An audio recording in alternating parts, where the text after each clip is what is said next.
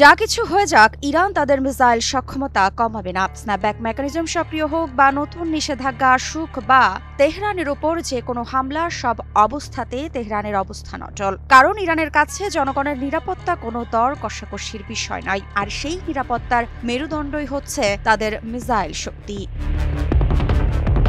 একদিকে আন্তর্জাতিক চাপ, অন্যদিকে অভ্যন্তরীণ দৃঢ়তা। তেহরান আজ যেন বিশ্বকে সরাসরি জানিয়ে দিল ইরানের নিরাপত্তা কোনো দর কষাকষির বিষয় নয়। আর এই ঘোষণার কেন্দ্রে রয়েছে মিসাইল প্রোগ্রাম, যা ইরান স্পষ্টভাবে বলছে কখনোই কমানো হবে না। প্রশ্ন উঠছে, স্ন্যাপব্যাক মেকানিজম ঘিরে যখন উত্তেজনা বাড়ছে, তখন ইরানের এই বার্তা আসলে কাকে উদ্দেশ্য করে?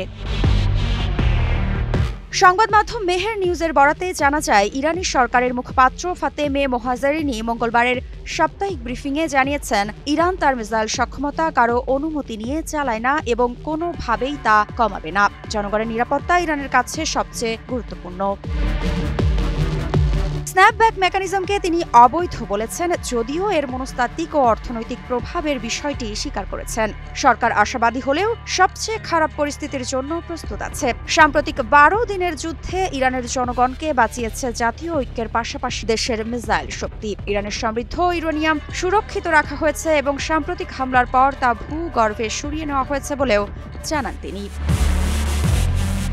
এখন প্রশ্ন হচ্ছে, ইরানের এই বক্তব্য কি কেবল অভ্যন্তরীণ শক্তি প্রদর্শনের জন্য, নাকি এটি ওয়াশিংটন ও তেল আবিবের উদ্দেশ্যে একটি স্পষ্ট বার্তা?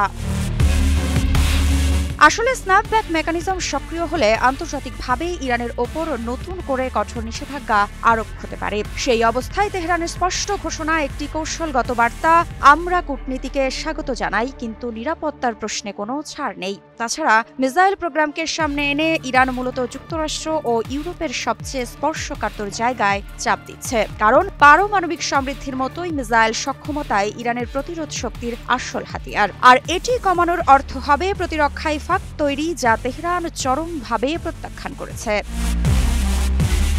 তবে তেহরান একদিকে শান্তির ভাষা বলছে, অন্যদিকে আঙুল রাখছে ট্রিগারের ওপর। কারণ তেহরান জানে শত্রুর থাবা যে কোনো সময় আঁচড় কাটতে পারে তেহরানে। কূটনীতি চলবে, আলোচনা চলবে, কিন্তু ইরান যেন আগে ভাগেই জানিয়ে দিল তার নিরাপত্তা ও মিসাইল শক্তি কোনো বৈশ্বিক দর কষাকষির টেবিলে উঠবে না। আর এই ঘোষণার পর মধ্যপ্রাচ্যের ভূ রাজনীতির দাবার বোর্ডে যে এক নতুন উত্তেজনা যোগ হলো, তা আর অস্বীকার করার উপায় নেই।